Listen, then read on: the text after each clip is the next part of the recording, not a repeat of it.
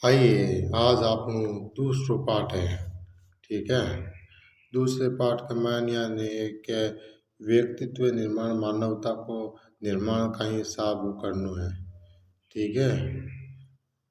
आप में यान यूपीएससी के प्रति कहीं सोच अप्रोच अपने चीज बताई है। ठीक है। यान व्यक्तित्व निर्माण यूपीएससी ओनली पढ़ाई के लिए एग्जाम खोलने, क्योंकि इसके मान है कि ये व्यक्तित्व का एक बहुत बड़ा परीक्षा है, तो व्यक्तित्व निर्माण होना भी बहुत ज़्यादा ज़रूरी है। ठीक है। पढ़ते हैं हम आगे। ठीक है। प्रसिद्ध विचारक फ्रैंक आउटलो ने लिखा है, watch your thoughts the become your words, watch your words the become your actions, watch your action the become your habits, habit को मतलब है आदत, watch your habit the become your character, watch your character it becomes your destiny. देश की सर्वाधिक प्रतिष्ठित व अपेक्षाकृत कठिन मानी जाने वाली सिविल सेवा परीक्षा में अपनी किस्मत आजमाने की चाहत लिए छोटे से रूह से खाली और दो पैरों से झोला उठाकर चलने वाले युवा ऐसा काम करने की इस प्रतिष्ठित परीक्षा में उनकी सफलता की संभावना पर्याप्त रूप से बढ़ जाए। युवा अभ्यर्थी अपने व्यक्तित्व में ऐसे कौन से परिवर्तन या गुणात्मक सुधार लाने की कोशिश करें कि उनके खुली आंखों से देखे गए सपने उन्हें उनके ध्येय तक पहुंचाने में समर्थ हो सके। इन्हीं प्रश्नों से जूझते युवाओं के कुछ सवालों के जवाब देने की ईमानदार कोशिश मैं अपने सीमित ज्ञान, अनुभव व नज़रिए के आधार पर करूँगा। सिविल सेवा परीक्षा आपके व्यक्तित्व और दृष्टिकोण का एक समग्र परीक्षण है। परीक्षा में आपके व्यक्तित्व के अलग अलग पहलुओं को प्रत्यक्ष या अप्रत्यक्ष तौर पर इम्तिहान लिया जाता है। लिहाजा इसमें कोई संदेह नहीं है कि कोई भी अभ्यर्थी अपने समग्र व्यक्तित्व में कुछ वांछनीय व प्रभावी सुधार लाकर एक परीक्षा में सफलता की अपनी संभावनाओं को कमोबेश बढ़ा तो सकता है ही। आइए ऐसे ही कुछ बिंदुओं पर चर्चा करें जो सिविल सेवा परीक्षा की विशिष्ट प्रकृति और मांग के अनुरूप व्यक्तित्व निर्माण में सहायक हो सकते हैं। अनास्था से बचें और विश्वास बनाए रखें, पहला सवाल है। ठीक है। सिविल सेवा परीक्षा की तैयारी की लंबी, उबाऊ और थकावट भरी प्रक्रिया से बहुधा ऐसा होता है कि बहुत ज़्यादा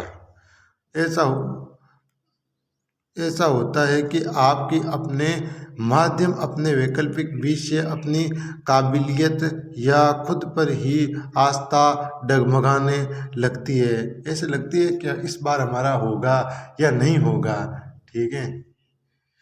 कभी कभी ऐसा भी लगता है कि ये परीक्षा मेरे बस का रोग नहीं है, मतलब महारोयान की चीज होना है।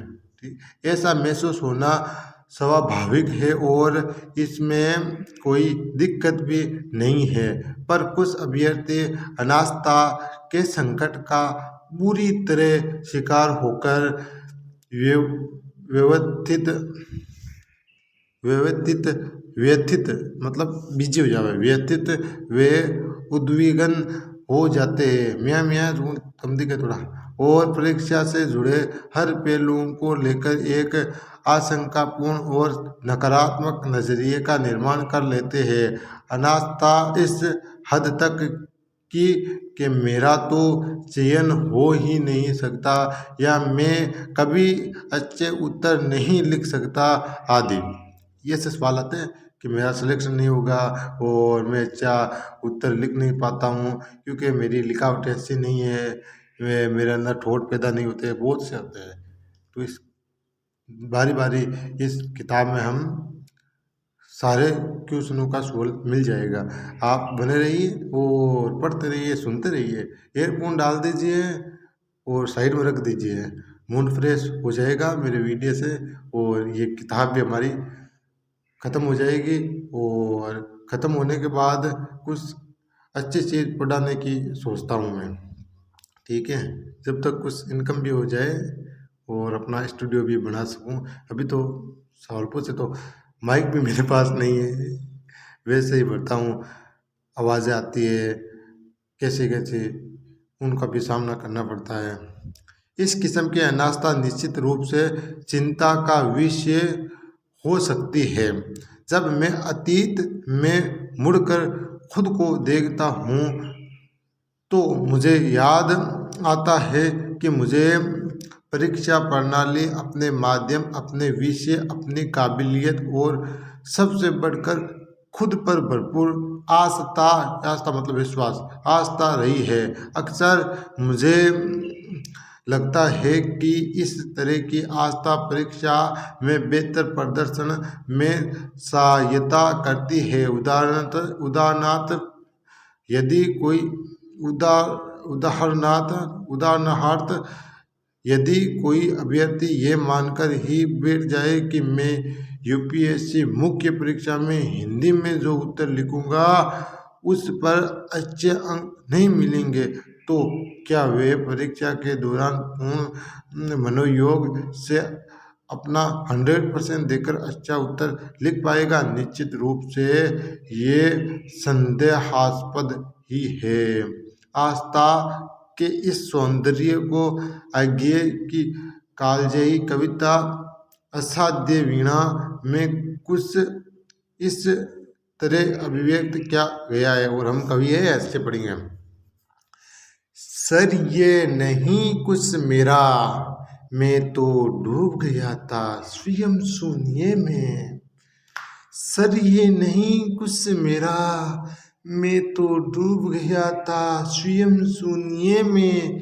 वीणा के माध्यम से अपने को मैंने, वीणा के माध्यम से अपने को मैंने सब कुछ को सौंप दिया था। सुना आपने, जो वे मेरा नहीं ना वीणा का था, वे तो सब कुछ ही तत्था थी महाशून्य। वह महामोहन अविभाज्य अनाप्त अद्रवित अपरमीय जो शब्दहीन सब में गाता हूँ, जो शब्दहीन सब में गाता हूँ। जिजीविषा जीवनता और जीवट बनाए रखे। किस तरह हमारी जीने की इच्छा और जीवटता किस तरह बनाया जाता है, और जीवट किस तरह अपने आप को बनाया जाता है, इस सवाल का भी उत्तर देखते हैं। हमने ऐसे तमाम जीवंत उदाहरण देखे हैं जब अभ्यर्थियों ने अपने जीवट और जुनून से बड़ी चुनौतियों का सामना कर आगे की राह बनाई। मैथिली शरण गुप्त ने लिखा है, जितने कष्ट कंटकों में है, जिनका जीवन सुमन खिला, गौरव गंध उन्हें उतना ही यत्र तत्र सर्वत्र मिला। बहुत जबरदस्त लाइन नहीं है, ठीक है। मैथिली शरण गुप्त की बहुत अच्छे, ये कवि भी है, लेखक भी है, मेरी तरह थोड़ा बहुत, मुझसे ज़्यादा वाला हो सकता है, ठीक है। जिजीविषा का आलम यह होना चाहिए कि मुझे प्रत्येक दशा में आगे बढ़ना है और अपना रास्ता खुद बनाना है। यहाँ ये भी ध्यान रखने योग्य है कि यह जिजीविषा भी आसक्ति से प्रभावित नहीं होना चाहिए। जब कोई व्यक्ति जीने की प्रबल इच्छा के साथ फल में आसक्त हुए बगैर आगे बढ़ता है तो उसकी सफलता की संभावना बहुत बढ़ जाती है। इस तरह की सोच के साथ तैयारी करने पर व्यर्थ के तनाव एवं दबाव से बचा जा सकता है और उत्कृष्ट प्रदर्शन को संभव बनाया जा सकता है। परीक्षा में सफलता मिले या ना मिले, जिंदगी कभी रुकती या थमती नहीं है। भाई परीक्षा में, बड़ी बड़ी परीक्षा में, NEET, JEE Mains, UPSC, SSC, CPO, CGL, सफलता मिले नहीं मिले, लेकिन वो टाइम में कोने जको कदी रुके कोने था, वो इंतजार उनके मत रो पड़ा। आज उठा लो हाथ में किताब और लिख डालो इतिहास। हाँ सूरमा राजस्थान का, हाँ मारवाड़ी राजस्थानी, था उनमें। अपनी संस्कृति को लेकर, अपनी संस्कृति को भी एक अमूर्त पहचान दिला दो। समय आपके पक्ष में है अभी। फिर ये समय तुम्हें इतने गहरे खड्डे में धकेल देगा जिसकी तुम कल्पना भी नहीं करते हो। इस तरह की सोच और तैयारी करने में व्यर्थ तनाव एवं दबाव से बचा जा सकता है, उत्कृष्ट प्रदर्शन का संभव बनाया जा सकता है। परीक्षा में सफलता मिले या न मिले, जिंदगी कभी रुकती या थमती नहीं और व्यक्ति अपने जीवन में बेहतरी के लिए हमेशा प्रयास जारी रखता है, भले ही माध्यम कोई भी हो, क्योंकि सक्सेस इज ए जर्नी। सफलता एक यात्रा है, नोट है डेस्टिनेशन। डेस्टिनेशन का मुझे अर्थ नहीं आता है। 3 मार्गदर्शक सिद्धांत सिविल सेवा परीक्षा ही नहीं, जीवन के प्रत्येक क्षेत्र में सफलता की ऊंचाइयां छूने के लिए भारतीय दर्शन के 3 सिद्धांत मुझे विशेष तौर पर आकर्षित करते हैं और मेरी इस सफलता में इन तीनों सिद्धांतों का सर्वाधिक महत्वपूर्ण योगदान है। इनमें पहला सिद्धांत है गीता का निष्काम कर्मयोग। गीता में कहा गया है, और ये आ गई, संस्कृति मुझे नहीं आती है फिर भी पढ़ता हूँ।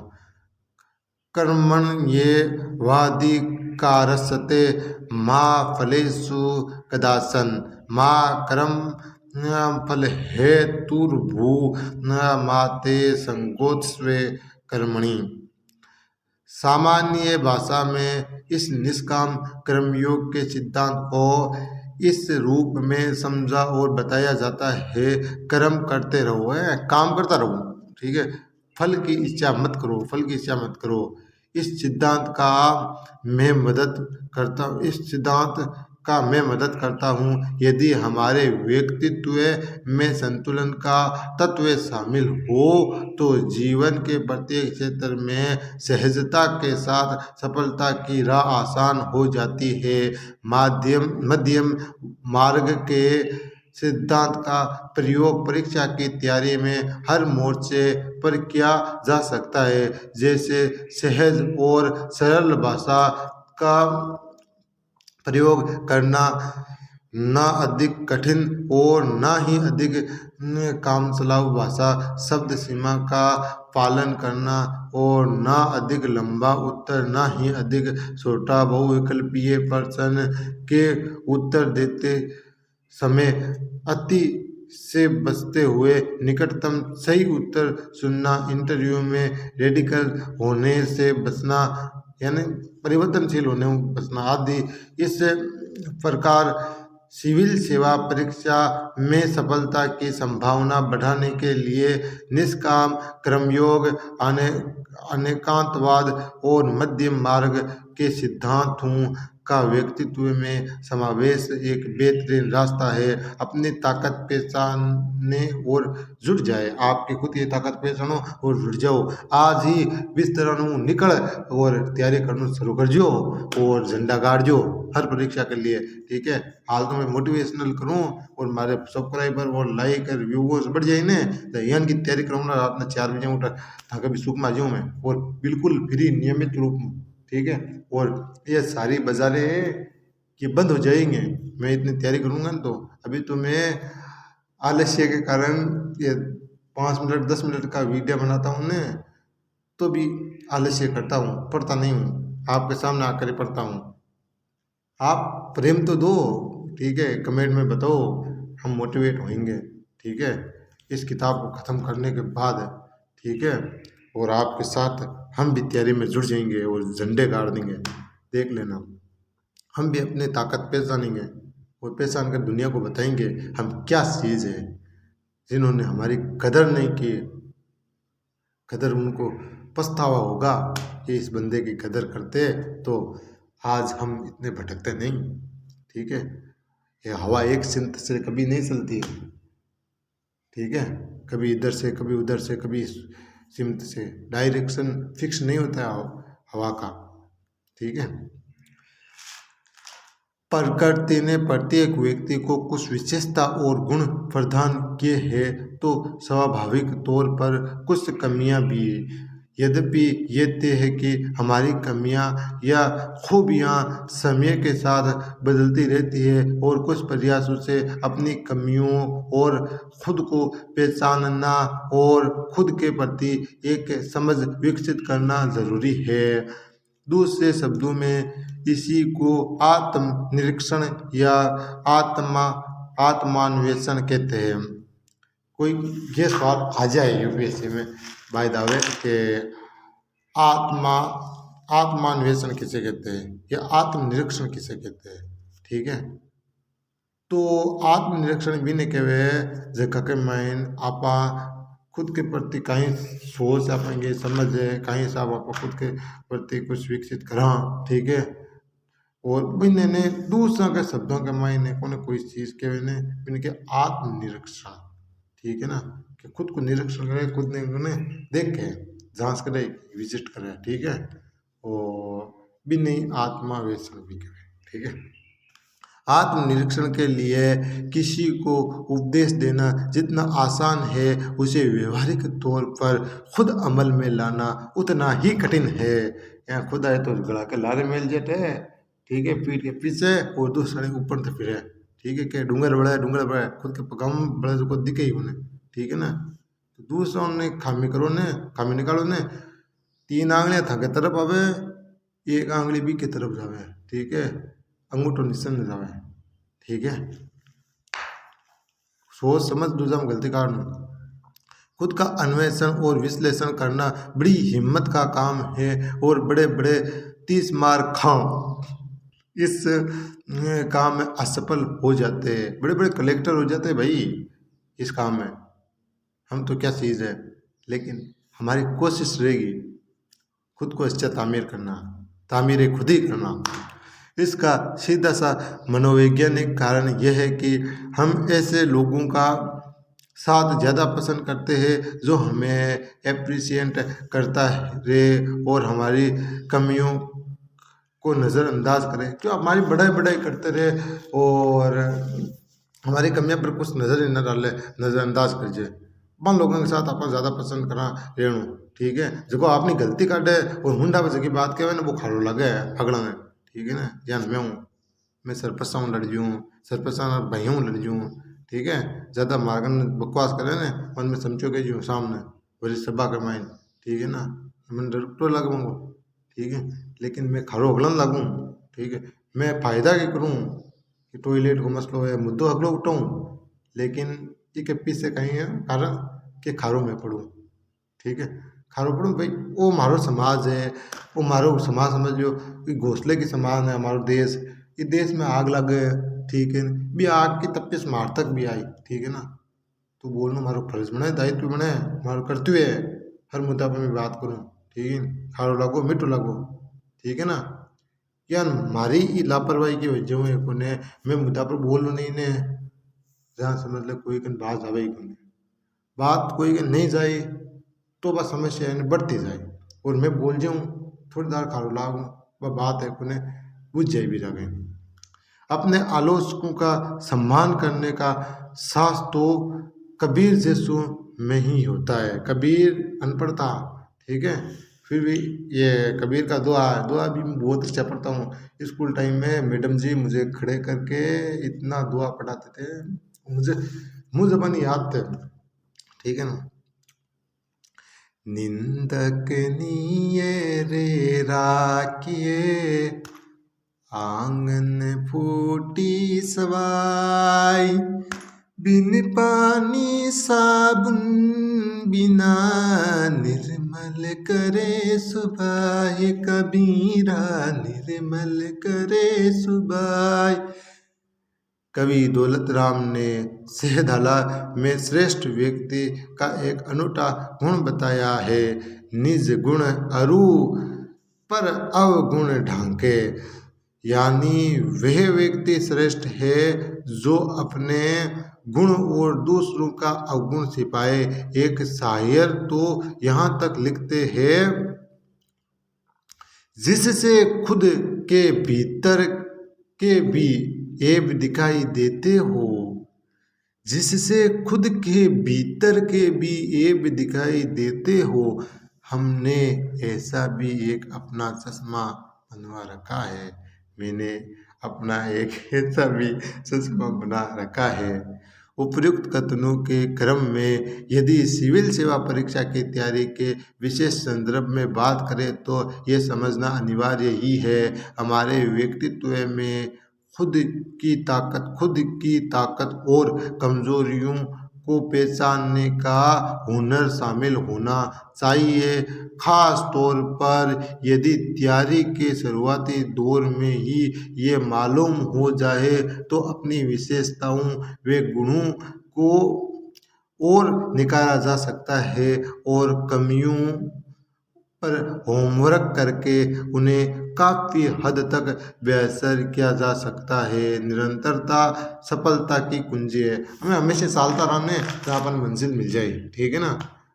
भटक जा वहाँ समझ लो जानो अपने उतरा दिखना जाने दिखना दिखना, ठीक है।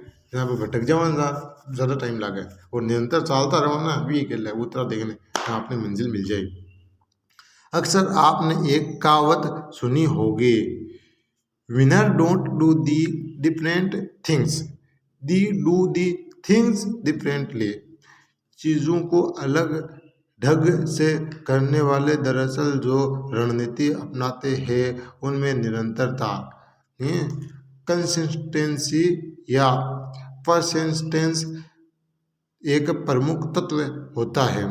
हमारे आपके बीच ऐसे तमाम लोग होते हैं जो शुरुआत तो बड़ी शानदार और महत्वाकांक्षी ढंग से करते हैं, पर अपने उस जज्बे या चिंगारी यानी इस पाक को कायम नहीं रख पाते हैं। ऐसे ही तमाम लोगों से हम मिलते हैं जो रास्ते में छोटी मोटी परेशानियों में धैर्य खोकर ढेर हो जाते हैं या परिस्थितियों पर ठीकरा फोड़कर खुद को जस्टिफाई करके बेदाग निकलने की कोशिश करने लगते हैं। हमें ये समझना होगा कि जीवन के तमाम क्षेत्रों सहित सिविल सेवा परीक्षा के सफल अभ्यर्थियों के ऐसे असंख्य उदाहरण हैं जिनमें निरंतरता प्राय सफलता का एक अनिवार्य तत्व रहा है। आजकल व्यक्ति को योग्यता का आकलन करने के मानदंड में काफ़ी बदलाव आया है। पहले यहाँ आईक्यू देखो IQ full form intelligence quotient, मतलब इंटेलिजेंट क्यूसेंट हुआ है आईक्यू की फुल फॉर्म को भी व्यक्ति की काबिलियत का आधार माना जाता था। वही बाद में इसमें ईक्यू ईक्यू मतलब ई के फुल फॉर्म में इमोशनल क्यूसेंट, ठीक है, का तत्व भी शामिल हुआ और आजकल नियोक्ता एम्प्लॉयर अपने भावी अधिकारी कर्मचारी के पीक्यू का मतलब परसिस्टेंस क्यूसेंट का आकलन करना जरूरी समझने लगे हैं। यदि किसी अधिकारी कर्मचारी को कोई प्रोजेक्ट सौंपा जाए और उसका शुरुआती उत्साह व रुचि कुछ दिनों में ख़त्म हो जाए तो उस प्रोजेक्ट की सफलता की संभावना निश्चय ही कम हो जाती है। लिहाजा परीक्षा की पूरी प्रक्रिया के दौरान सतत उत्साह और निरंतरता बनाए रखना सफलता की संभावना को कोई कई गुना बढ़ा सकता है। बजाय बढ़ा जाए समझ कंसिस्टेंसी हो, आप हमें उत्साह हुए, सतत निरंतर सालने की कोशिश रहे जहाँ जल्दी मिल रहा है। ठीक है, निरंतरता के इस गुण की प्रासंगिकता को रेखांकित करते हुए कवि हरिवंश राय बच्चन ने लिखा है। अमिताभ बच्चन का पिताजी है, कौन बनेगा करोड़पति आएगा। ठीक है, हरिवंश राय बच्चन, और शायर भी बहुत बढ़िया है। 5वीं क्लास में 4/8 पढ़ी, इतनी ज़बरदस्त बेटे आवाज़ ही। अब घंटी आवाज़ होगी ये सब पढ़ी जाऊँ ना, पहले आवाज़ बढ़िया आई, अब तो बकाई आवे तो थोड़ी मोटा हो गया था। जब तक ना सफल हो नींद चैन को त्यागो तुम, संघर्ष का मैदान छोड़कर मत भागो तुम, कुछ किए बिना ही जय जयकार नहीं होती, कोशिश करने वालों की हार नहीं होती। ये 6ठी क्लास में थी। सकारात्मकता से भरपूर रहे, मेरी समझ में सफलता के प्रति प्रतिबंध किसी भी अभ्यर्थी का अदम्य सकारात्मकता से भरपूर होने का गुण उसे बाकी अभ्यर्थियों से काफ़ी बेहतर स्थिति पे पहुंचा सकता है। आपको बढ़िया स्टेटस रख ले। सिविल सेवा परीक्षा की लंबी व कठिन प्रक्रिया के दौरान सकारात्मकता और मोटिवेशन लेवल बनाए रखना इतना आसान भी नहीं है, पर थोड़े प्रयास से इस स्तर को कायम रखा जा सकता है। मेरी दृष्टि में इस सकारात्मकता के स्तर को बनाए रखने में ये कुछ तरीके कारगर हो सकते हैं। नंबर 1, अमूमन खुश रहे, मतलब हमेशा खुश रहे और खुश रखे। पढ़ाई को तनाव की तरह लेने के बजाय इंजॉय करे और भीतर के पर्सन रहे, भीतर से मतलब अंदर से खुश रहे। एक शायर ने लिखा है, खुलूस दिल में मोहब्बत, खुलूस दिल में है जुबां पे मिठास रहने दो, ना खुद रहो ना किसी को उदास रहने दो। मतलब दिल के अंदर हमारे मोहब्बत है, और मतलब मोहब्बत है, प्रेम है, लेकिन अपन हमें अपनी जुबान पर मिठास रहने देना चाहिए, और ना खुद को दुखी करो और ना दूसरे को उदास होने दो। ठीक है। नंबर 2, छोटी छोटी खुशियों को सेलिब्रेट करें और आज की खुशी कल के लिए आरक्षित ना करें। मेरा अभिप्राय यह है कि ऐसा रवैया न बनाए कि मैं तो अमुक सफलता मिलने पर ही खुश होऊंगा या सेलिब्रेट करूंगा। जीवंतता बनी रहे, इसके लिए ज़रूरी है कि खुश रहने के लिए किसी मौके का इंतज़ार कतई ना करें। ठीक है ना, हमेशा खुश हुए, छोटे समझ लो अचीवमेंट प्राप्त करो और सेलिब्रेट करो, खुशी रहो, खुश रहो। ठीक है, किसी से मिलना मोटिवेशनल लगता है और किसी से बात करके निराशा और अवसाद मिलता है। अतः कोशिश करें कि पॉजिटिव सोच रखने वालों की संगति करें और नेगेटिविटी से भरपूर लोगों से एक सुरक्षित दूरी बनाए रखें। पानी नकारात्मक लोगों में व्यर्थ व विवादों से उलझे बगैर अपनी राह में सकारात्मक सोच के साथ आगे बढ़ते जाए। हाँ, समालोचनात्मक टिप्पणी और सुधार के सुझाव को खुलकर स्वागत करें। नंबर 4, रिश्ते निभाना सीखे, हमेशा रिश्ते निभाना सीखे, क्योंकि बंदी बुआरी लाख की बिक्रियाँ से खाक की। बंदी बुआरी रहे जगह बात टूटे कोने, एक 3 किलो हो जावे टूट जावे। ठीक है ना, मारवाड़ी की भी कहावत तो बहुत ज़बरदस्त है भाई। तैयारी की प्रक्रिया और जीवन की दौड़ में आपके अपने हमेशा अपना साथ निभाते हैं। परिवार और दोस्त आपको मोटिवेट कर ऊर्जा से भर सकते हैं और हर कदम पर आपको हिम्मत बंधा सकते हैं। खुश रहने और पॉजिटिविटी बनाए रखने के लिए घर परिवार और अच्छे दोस्तों से जुड़ाव बनाए रखें। मैंने कहीं सुना था, लाख मुश्किल जमाने में है, रिश्ता तो बस निभाने में है। क्या बात है। नंबर 5, अपनी रुचियाँ विकसित करें। हम में यह हर किसी का रुझान और रुचियाँ अलग अलग हो सकते हैं। किसी को खेलना पसंद है तो को किसी को नोवेल पढ़ना, किसी को योगाभ्यास करना है और किसी को सिनेमा संगीत का शौक होता है। जैसे मुझे सिनेमा संगीत का बेहद शौक है। ठीक है, मैं तो संगीत गाना गाता ही रहूँ और फिल्मा देखते ही रहूँ। हाँ, शौक है जकरा कहीं। ठीक है, और ब्याह में जबकि में डीजे हो जावे ना, मैं मरे हो जाऊँ। ठीक है ना, जन के ने गुड़ खावे गुलगुलाऊं परहेज करें। ठीक है ना, खुद फोन में तो फिल्मा देखा। ठीक है, मैच देखा, सगला देखा और 12 उन लोग दिखावटी में जावा कोने। ठीक है ना, मैं को हमारे परिवार में ने कोई शादी हो जावे मैं कि तो डीजे ला ले ना मुँह ला कोने कौन जाऊँ मैं तो।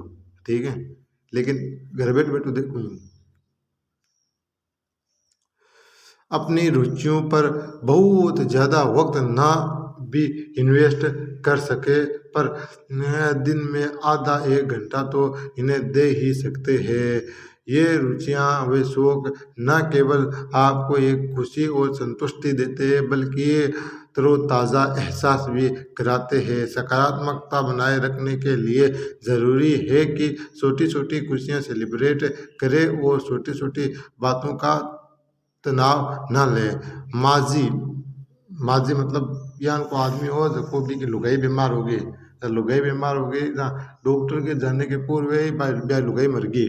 ठीक है, वो अवसाद बन रो पर्वत एक हथौड़ी में वो पर्वत काट बटे गेलो काट दो। ठीक है ना, दी माउंटेन मैन भी ने दी माउंटेन मैन कह दो, पर्वत खोद वो काट दो ना। मूवी के दशरथ मांझी एक तरह मुश्किलों के बीच शानदार जबरदस्त जिंदाबाद वाला जज्बा बनाए रखे। मैंने सिविल सेवा परीक्षा की तैयारी के दौरान इसी तरह की एक कविता लिखी थी। ये भी कवि, मैं भी कवि, पढ़ाने वाला भी कवि, लिखने वाला भी कवि। क्या बात है, आपका नसीब तो बहुत तेज है। ठीक है, सकारात्मक सोच। ठीक है, सकारात्मक सोच संग उत्साह और उल्लास लिए। सकारात्मक सोच संग उत्साह और उल्लास लिए जीतेंगे हर हारी बाजी। जीतेंगे हर हारी बाजी। मन में ये विश्वास लिए, मन में ये विश्वास लिए। वह वो अटकले उलझने अवसादों का कर अवसान। ठीक है, वह वो अटकले उलझने अवसादों का कर अवसान। अवसाद मतलब रुकावट। हो बाधा है कितनी पथ में, रास्ते में कितनी भी मुश्किलात हो, चेहरों पे बस हो मुस्कान यानी मुस्कुराहट। अंतर मन में भरी हो ऊर्जा, नहीं सकती का हो संसार। डटकर चुनौतियों से लड़कर जीतेंगे सारा संसार। डटकर चुनौतियों से लड़कर जीतेंगे सारा संसार। ले संकल्प सृजन का मन में, उम्मीदों से हो भरपूर धुन के पक्के। उस सही से मंजिल है फिर कितनी दूर है, फिर कितनी दूर है। जगे ज्ञान और प्रेम धारा पर गुजे कुछ ऐसा संदेश। जगे ज्ञान और प्रेम धारा धरा पर गुजे कुछ ऐसा संदेश। नई चेतना में जागृत हो, सुप्त पड़ा ये मेरा देश, सुप्त पड़ा मेरा ये देश। हमेशा सीखते रहे। मनुष्य में एक ऐसा विशिष्ट गुण है जो उसे बाकी प्राणियों से भिन्न बनाता है, अलग बनाता है। और जिस गुण में बल पर ये आज महाबली बन गया है, ये गुण है निरंतर सीखना, लर्निंग। ये इंसान की सीखने की भूख ही है जो उसे निरंतर नए आविष्कार करने, निरंतर आगे बढ़ने और कुछ नया सुधार करने को प्रेरित करती है। एक बच्चे में भी बचपन से ही सीखने की ज़बरदस्त प्रवृत्ति होती है और वह अनुकरण यानी इमिटेशन से तेज़ी से चीज़ों को सीखता है। इस तरह सीखने की प्रक्रिया निरंतर चलती रहती है और हमारी सोच के आयामों का विस्तार होता जाता है। हम अपने परिवार, दोस्तों, शिक्षकों, पास पड़ोस, आस पास के पर्यावरण, अखबार, पत्रिकाएं, इंटरनेट, साहित्य, विज्ञान, खेलकूद सबसे निरंतर सीखते ही जाते हैं और दिन प्रतिदिन परिपक्व मैच्योर होते जाते हैं। अब ते मैच्योर होगा ते कुछ डिसीजन ले सको, ठीक है ना। आए के ते पापा हूँ बढ़िया बनो, ठीक है, था पापा हूँ बढ़िया बनो, था गाँव बढ़िया बनो, आकरो के में देश में सब ना बढ़िया काम करा, ठीक है, राष्ट्रपति की पोस्ट तक पहुँचा, सब ना मोटी पोस्ट किसी भी पहुँचा, वर्ल्ड में मको एक बढ़िया इस रही यूएनओ माने इनवाइट करी, ठीक है ना। बीका में उन्हें अध्यक्ष बना, उपाध्यक्ष बना, ठीक है ना। इसमें कोई भी संदेह हमें नहीं होना चाहिए कि ज्ञान का सागर अनंत व अथाह है, बहुत बड़ा है, और हमने इसकी कुछ बूंदे ही सकी है। संघ लोक सेवा आयोग एवं राज्य लोक सेवा आयोग की परीक्षाओं का पाठ्यक्रम भी स्वयं में वेद व्यापक और विस्तृत है, इसमें कोई संदेह नहीं है। लिहाजा इस बहुआयामी परीक्षा में सफलता के लिए अभ्यर्थी में सीखने की अदम्य ललक और लालसा उसकी राह आसान है कर सकती है। छोटू से सीखने छोटू से सीखने में संकोच बिल्कुल ना करें और आसपास के वातावरण, देश दुनिया में घट रही घटनाओं को ऑब्जर्व कर उनसे निरंतर सीखते रहे। सीखने का ये जज्बा परीक्षा में ही नहीं उम्र भर मदद करता है और जीवन पर्यंत अधिगम, लाइफ लॉन्ग लर्निंग और आत्मविश्वास, सेल्फ डेवलपमेंट का आधार तैयार करता है। अभिरुचि और अभिवृत्ति विकसित करें। जीवन के प्रत्येक क्षेत्र में सफलता के लिए ज़रूरी है कि सामान्यतः आपकी अभिवृत्ति एटीट्यूड, ठीक है, दृष्टिकोण और अभिरुचि एप्टीट्यूड का झुकाव उस क्षेत्र की ओर हो, यानी आपका रुझान या झुकाव उस क्षेत्र विशेष की ओर होना उस क्षेत्र में आपकी सफलता की भावनाओं को बहुत हद तक बढ़ा देता है। विशेषज्ञता यानी स्पेशलाइजेशन के इस दौर में यदि आपको एक अच्छा प्रबंधक बनना है तो आपके मैनेजमेंट एप्टीट्यूड का परीक्षण किया जाता है, और यदि आपको एक अच्छा शिक्षक या शोधार्थी बनना है तो आपका टीचिंग एवं रिसर्च एप्टीट्यूड जांचा जाता है। पर सिविल सेवा परीक्षा इस दृष्टि से तमाम अन्य प्रतियोगी परीक्षाओं में कुछ भिन्न और अनूठी, यूनिक, अद्भुत है। इसमें आपकी किसी क्षेत्र विशेष में महारत की परीक्षा न होकर सामान्य जीवन और विकास के सभी क्षेत्रों की बेसिक समझ और नजरिए का परीक्षण करने की कोशिश की जाती है। यानी आपसे एक विशेषज्ञ स्पेशलिस्ट होने के स्थान पर एक सामान्य जनरलिस्ट होने की अपेक्षा की जाती है। सिविल सेवाओं की प्रकृति भी कुछ ऐसी है कि इसमें अपने आसपास के पर्यावरण की सामान्य समझ, व्यापक दृष्टिकोण और सीखने का जज्बा रखने वाले विजनरी युवाओं की दरकार होती है, जिनके कौशलों, स्किल्स का उत्कृष्ट प्रशिक्षण के माध्यम से निखार कर भविष्य में चुनौतीपूर्ण करियर के लिए तैयार किया जाता है। अंग्रेजों में एक कहावत है, अंग्रेजी के मायने एक कहावत है, भाषा के मायने, ठीक है, एक मान मियाँ मियाँ दिख के कम हो, jack of all trades master of none. Civil सेवा परीक्षा की ज़रूरतों के हिसाब से इसमें छोटा सा संशोधन किया जा सकता है। मतलब jack of all trade master of one. उस मास्टर ऑफ वन यानी एक विशेषज्ञता के क्षेत्र वैकल्पिक विषय पर बाद में चर्चा करेंगे, पर फिलहाल वे समझना पर्याप्त है कि यह परीक्षा एक सामान्य जनरलिस्ट अप्रोच की मांग करती है। लिहाजा एक अभ्यर्थी को इसे अनुरूप अपने रुझान को ढालने का प्रयास करना चाहिए। अभिरुचि और अभिवृत्ति के विकास की एक सतत प्रक्रिया में अपने व्यक्तित्व निर्माण हेतु किन बातों का भी ध्यान रखें। नंबर 1, देश, दुनिया व समाज में लगातार घट रही घटनाओं के विविध आयामों और उनके सामाजिक, आर्थिक, राजनीतिक, सांस्कृतिक प्रभावों के प्रति एक जागरूकता, अवेयरनेस बनाए रखें और निरंतर खुद को अपडेट रखने की आदत विकसित करें।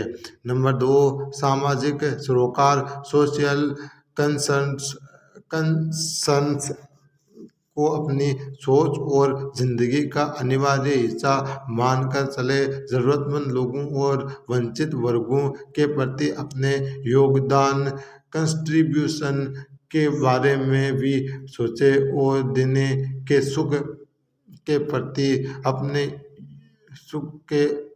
सुख जॉय ऑफ गिविंग का आनंद महसूस करें। पहला पार्ट आगे जॉय ऑफ गिविंग, ठीक है, पहले पार्ट आप बनाए ना वीडियो में, एक सोच एक है सब जॉय ऑफ गिविंग। जब कभी अनिर्णय की स्थिति में हो या कुछ समझ ना पा रहे हो तो कॉमन सेंस का इस्तेमाल करें, समझदारी का, ठीक है। हम में से सबके पास कॉमन सेंस होती है, पर हम इसका प्रासंगिक इस्तेमाल नहीं कर पाते हैं। एक मशहूर कहावत है, common sense is not too common. Civil सेवा परीक्षा के दौरान, वेब तैयारी के दौरान अनेक अवसरों पर अक्सर कॉमन सेंस, सामान्य समझ हमारा मार्गदर्शन करती है। नंबर 4, संकुचित दृष्टिकोण से बचें और खुले दिमाग से नए विचारों का स्वागत करते रहे तथा निरंतर सीखते रहे। ऋग्वेद में भी लिखा है कि आनो बदरा कर्त हो यंतु विश्वत, यानी विश्व भर में श्रेष्ठ विचार हमारी ओर जाए। हमारे वेद और पुरानी एक गाथा है, इनसे भी जुड़ना चाहिए, हमें पढ़ना चाहिए, ठीक है। मैं तो ऐसे ही कहता हूँ, संस्कृत आते नहीं, मैं पढ़ना चाहूँ तो संस्कृत को फोड़ के मेल सकता हूँ, कि संस्कृत पढ़ना भी बहुत अच्छी चीज़ है, सीखना चाहिए। मैं पढ़ लेता हूँ लेकिन प्रैक्टिस नहीं होती है। पहले आपको पढ़ाने से पूर्व में एक बार उसको खोल कर देख लूँ तो अच्छा पढ़ा सकता हूँ आपको। अतः किसी भी किस्म के संकीर्णता के दायरे में बंधने के बजाय व्यापक व संतुलित दृष्टिकोण अपनाए और अपने व्यक्तित्व का बहुमुखी विकास करे। कठिन परिश्रम से बिल्कुल न कतराए। एक पुरानी कहावत है, करत करत अभ्यास ते जड़मति होत सुजान, रसरी आवत जात ते सिल पर पड़त निशान। मतलब निरंतर हमें प्रयास करने से एक दिन सफलता मिल जाती है, और जब रस्सी निरंतर कुएं से पानी निकालती है तो सिल का अर्थ होता है पत्थर, पत्थर पर भी लकीर और निशान पड़ जाता है, ठीक है। यानी निरंतर अभ्यास से तो मूर्ख भी बुद्धिमान हो जाते हैं। जिस प्रकार रस्सी के बार बार रगड़ने से कुएं के पत्थर पर भी निशान पड़ जाते हैं। इस कथन का सीधा सा अभिप्राय यह है कि अभ्यास और कठिन परिश्रम का कोई विकल्प नहीं है। इस बात से कोई दो राय नहीं होगी कि सफलता का कोई शॉर्टकट नहीं होता है, ठीक है। सफलता अति सरल, कौन शॉर्टकट कौन मिल जाएगा, निरंतर मेहनत करनी पड़ती है, डिस्क्रिप्टिव जाना पड़ता है, गहराइयों में जाना पड़ता है, और निरंतर कदम दर कदम आगे बढ़ते रहने पर ही सफलता प्राप्त होती है। यूपीएससी की सिविल सेवा परीक्षा पर ये बात बिल्कुल सटीक बैठती है। कठिन परिश्रम और अध्यवसाय के बल पर ही कोई अभ्यर्थी इस बेहद कठिन एवं प्रतिष्ठित मानी जाने वाली परीक्षा का तिलिस्मैन जादू तिलिस्म भेद सकता है। उर्दू का लफ्ज है, फारसी का लफ्ज है तिलिस्मैन जादू। ठीक है, ऐसा नहीं डालना चाहिए लेखक को। शायद वैसे फारसी उर्दू भी पढ़ा हुआ लगता है। आप में बड़ी मेहनत करने की प्रवृत्ति होना इसलिए भी ज़रूरी है क्योंकि परीक्षा में सफलता के बाद सेवाकाल में भी हर मोड़ पर कठिन परिश्रम व चुनौतियों का सामना करना ही होता है। कहाँ भी गया है कि कठिन परिश्रम का पुरस्कार और अधिक परिश्रम लिहाजा मेहनत करने से कदापि न कतराए और आलस्य से बचते हुए खुशी खुशी सहज भाव के से भरपूर परिश्रम करें। विनम्रता और सर्वश्रेष्ठ गुण है। विनम्रता है ना, सर्वश्रेष्ठ गुण है। कहीं साहब विनम्रता जमा एक बार में बताइएगा। सिविल सेवा परीक्षा के लिए अपने व्यक्तित्व के निर्माण की प्रक्रिया में जो विशेषता विकसित करना अपरिहार्य है वे है विनम्रता। ठीक है, विनम्रता एक ऐसा गुण है जो आपको भी प्रसन्न बनाता है और आपसे जुड़े लोगों को भी। हम अपने आसपास अक्सर ऐसे साथियों को देखते हैं जो परीक्षा का कोई चरण उत्तीर्ण होने या अपने अच्छे प्रदर्शन पर विचलित हो जाते हैं और जमीन पर पाँव भी नहीं रख पाते हैं और छोटी छोटी खुशियों का जीना चाहिए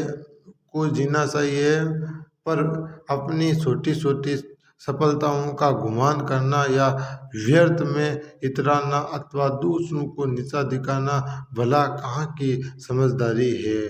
और फिर हमें गुरूर हो भी तो भला किस बात का। हम जितना पढ़ते जाते हैं हम पाते हैं कि उससे कहीं ज़्यादा हमने पढ़ा ही नहीं है। जाने माने दार्शनिक सुकरात ने यूं ही नहीं कहा था। ठीक है, मैं सबसे ज़्यादा ज्ञानी इस अर्थ में हूँ क्योंकि मैं ये जानता हूँ कि मैं कुछ नहीं जानता। अतः ज्ञान एवं सीखने की लालसा बनाए रखे और खुद की लकीर बड़ी कर आगे बढ़ने का प्रयत्न करे। खुद को सफल बना आगे बढ़ने की और प्रयत्न करे, कोशिश करे। अपने कौशलों का विकास करें। यूं तो कई व्यक्तियों की क्षमताएं अनंत है पर हम व्यक्तियों में भेद कैसे करते हैं। हम कैसे किसी व्यक्ति को बेहतर या अधिक योग्य समझते हैं और किसी को कमतर। इसका पैमाना होता है इसके व्यक्तित्व में निहित कौशल स्किल। मजे की बात यह है कि हम में से कोई भी थोड़ी मेहनत और लगन से अपने कौशल को विकसित कर सकता है। मैनेजमेंट में हम पढ़ते हैं कि मोटे तौर पर कौशल 3 तरह के होते हैं। एक तो तकनीकी कौशल, टेक्निकल स्किल मतलब इंजीनियर वगैरह है। एक वो है संबोधित व अवधारणात्मक माउल कौशल यानी कंसेप्चुअल स्किल मतलब कोई पढ़ाता है टीचर वो कंसेप्चुअल इश्यू होता है उनके पास। एक मानवीय कौशल ह्यूमन स्किल, जैसे कोई कवि है लेखक है ये ह्यूमन स्किल करते हैं। ठीक है, 3 तरह की होती है। यदि सिविल सेवा परीक्षा की दृष्टि में एक वाक्य है कि इन तीनों कौशलों का अर्थ समझे तो हमारी जानकारी रणनीति अभ्यास रिवीजन और टेक्निकल स्किल के अंतर्गत विभिन्न अवधारणाओं पर हमारी राय समझ और विश्लेषण आदि कंसेप्चुअल स्किल और अंतर्गत हमारी जिजीविषा सीखने का जज्बा एप्टीट्यूड एटीट्यूड और हमारे ह्यूमन स्किल के अंतर्गत आएंगे। किसी व्यक्ति के संचार कौशल कम्युनिकेशन स्किल और अंतर व्यक्तिक कौशल इंटरपर्सनल स्किल भी उसके मानवीय कौशलों की श्रेणी में आएंगे। कहने की ज़रूरत नहीं है कि यूपीएससी की परीक्षा की अपेक्षाओं के अनुरूप खुद के सर्वांगीण व्यक्तित्व को संवारने के लिए इन तीनों श्रेणियों के कौशलों की दरकार है। लिहाजा मेरी समझ में सिविल सेवा परीक्षा के अभ्यर्थी कोशिश करें कि ये स्किल उनके व्यक्तित्व में समाहित हो जाए और उनके व्यक्तित्व का स्थायी हिस्सा बनकर उससे संवारे। रिश्ता तो बस निभाने में है। सिविल सेवा परीक्षा की तैयारी के दौरान हमेशा ऐसा नहीं होता है कि आप सरल रेखा में जीवन जिए, यानी परीक्षा की तैयारी शुरू करने से लेकर इस दौरान अक्सर उतार चढ़ाव आते रहते हैं। ऐसे में आपको संबल देने, आपको सेहत बनाए रखने के लिए कुछ अच्छे रिश्तों की दरकार होती है। ये रिश्ते आपके माता पिता एवं भाई बहन के भी हो सकते हैं और करीबी दोस्तों के भी। तैयारी के दौरान तनाव मुक्त, दबाव मुक्त और प्रसन्नचित्त रहने के लिए रिश्ते निभाना और उन्हें एंजॉय करना बहुत मदद करता है। आप भी रिश्ते निभाए और आपके इष्ट जन भी आपके सुख दुख में आपका साथ निभाए। और ये परीक्षा की तैयारी ही नहीं, पूरी जिंदगी की एक स्वाभाविक ज़रूरत है। यद्यपि ये भी ध्यान रहे कि तैयारी के इस समय में आप अपने वक्त का अनुकूलतम उपयोग करें। मैं आपसे तैयारी की उधेड़-बुन के दौरान लिखी अपनी एक कविता वक्त कहाँ यूं ही साझा कर रहा हूँ, जो मैंने कभी भोपाल में झील के किनारे बैठकर लिखी थी। तो पढ़ते हैं। वक्त कहाँ अब कुछ पल दादी के किस्सों का स्वाद सकूं। ये तो हम छोटा सा वीडियो हम पढ़ेंगे, ठीक है। जय हिंद, जय भारत, जय शिक्षा क्रांति और अणु भूलियो मत।